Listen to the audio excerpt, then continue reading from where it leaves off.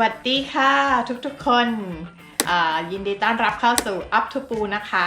วันนี้ปูก็จะมาแชร์ไอเดียวิธีการ how to clean วิธีการที่จะทำความสะอาดตัวฮีตเตอร์ในบ้านนะคะคือที่บ้านปูเนี่ย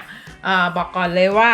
สามีน่าจะไม่เคยทำความสะอาดตัวนี้เลยมันจะมีฝุ่น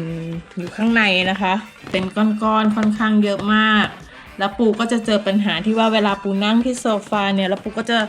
จามมีน้ำมูกทั้งวันเลยถ้าที่บ้านมีฮีตเตอร์ลักษณะแบบนี้นะคะที่เป็นแผงปูว่ามันน่าจะเป็นแบบฮีตเตอร์รุ่นเก่าหน่อยเพราะว่าถ้ารุ่นใหม่เนี่ยเดี๋ยวนี้เขาจะเป็นแบบว่าฝังความร้อนไว้กับพื้นเลยนะคะสิ่งที่จะต้องมีนะคะปูก็เอาผ้าเก่าๆอะค่ะแล้วก็ตัดให้มาเป็นเส้นเล็กๆแล้วก็เย็บต่อกันให้มันยาวหน่อยเพื่อที่จะได้ทำความสะอาดแบบเข้าไปได้ในทุกซอกทุกมุมมันนะคะแล้วก็ใช้น้ำร้อนผสมน้ำยาล้างจานก็จะเอาผ้านะคะจุ่มน้ำยาบิดให้หมาด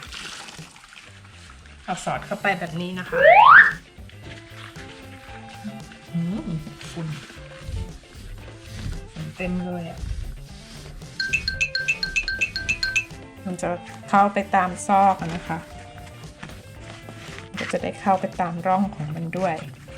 ถูๆเข้าไปตรงร่องนะคะ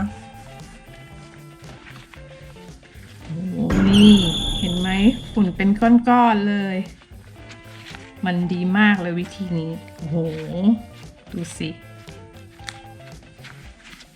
คือคิดดูว่าเครื่องทำความร้อนในบ้านนี่คือแบบว่าจริงๆมันดีนะมันทำให้เราอบอุ่นแต่ว่าการที่จะทำความสะอาดมันเนี่ยก็เป็นสิ่งที่สำคัญเหมือนกันนะคะเพื่อสุขภาพที่ดี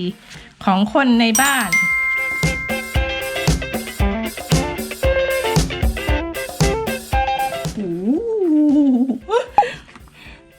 เยอะมากเลยทั้งฝุ่นทั้งขนแมว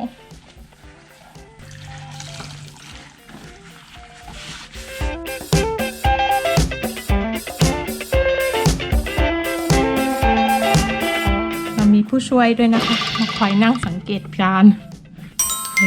ก็สะอาดขึ้นนะใช้ไ